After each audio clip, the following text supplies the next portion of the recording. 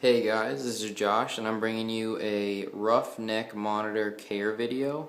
We'll start with caging requirements. You want them to have a pretty decent sized cage because they are arboreal, so they're going to do a lot of climbing and a lot of moving and a lot of exploring and a lot of exercising. They're really high metabolism monitors, so you really want them to be able to move around. A lot of people say that glass aquariums aren't good for your monitor. And if you feel that way and you feel the need to comment on this video and say that, fuck you, because it's worked great for me. This is, I don't know the actual gallon of it. It has to be close to a 300-gallon tank right now, and it's worked great for me. We'll start out this video going on the humidity. What I have to help me with humidity is I bought myself a rectifogger, and I have it going pretty much 24/7. It's a great investment. They're like 70 bucks or something, but it keeps mist going into your cage constantly, and if you have the right bedding to absorb into, like I have actual coconut chips. It's not your coconut husk that you get from the brick. It's actually like, it looks like little pieces of your cypress mulch kind of stuff, but it's really just coconut, so it's a really good bedding to absorb humidity into. I also added in some of this New Zealand sphagnum moss. This is great. Once it soaks in some water, it holds the water extremely well. So those two things mixed with your rectifogger make your life a lot easier. If your humidity still isn't up to that 75-80% range, you're going to want to just mist your cage regularly. If that still doesn't do it for you, you could also get some of this tropical mist spray. I don't use this too often. It's based off of aloe vera, so you can actually spray it right onto your animal and the cage itself. So I mean, it's a good product, but what I have going for me actually tends to do pretty well. You do want their humidity to be up in that 75-80% range.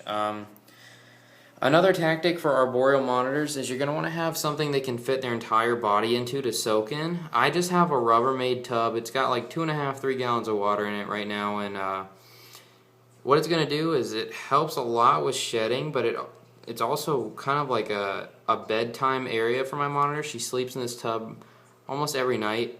She also defecates in this tub every single day, so you have to clean the water daily, but it makes cleaning poop out of water a lot easier than cleaning poop out of cage, so I strongly recommend those.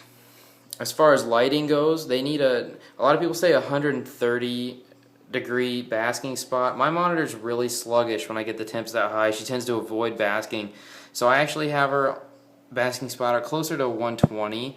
I've got a 150-watt day white bulb with her basking spot raised up high enough to the point where it's about 120, because I've got an extra large piece of the olive branch, a pretty good size one at that, resting on this little piece of the mopani wood as a little stand, so she's got a really nice little area to climb and bask on up here.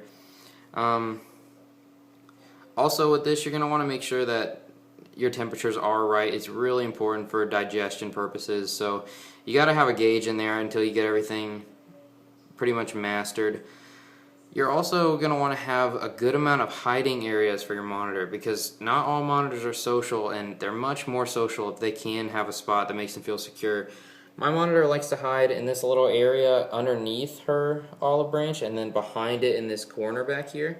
That's kind of go-to spot when she's a little stressed out, and I mean, it makes a huge difference in her personality when she gets a little bit of time to herself. As far as feeding these guys, you're going to want to stay away from rodents as much as you can. Any mouse or rat, you're going to want to completely skip. Anything that has hair on it, these guys, any arboreal monitors have a really hard time digesting hair.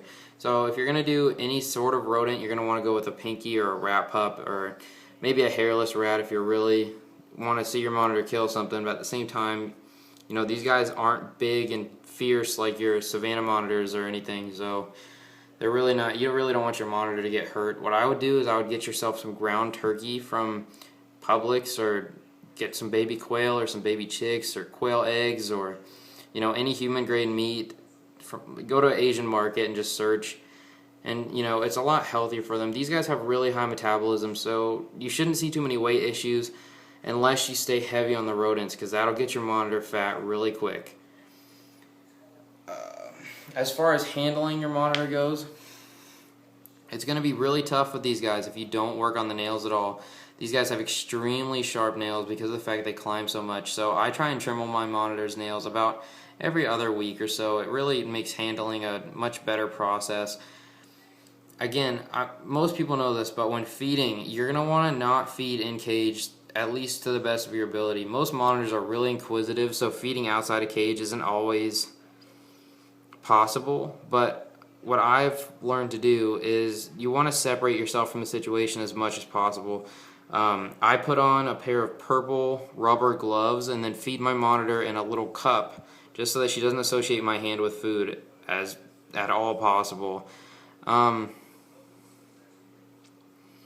That's pretty much it on these guys. I mean, they're great pets. My monitor's about, I'd say, a year and a half old right now. She's a gorgeous black roughneck, and this video goes for any of your roughnecks, your brown roughnecks and your Doomarills as well. So, again, if you don't like glass tanks, fuck you.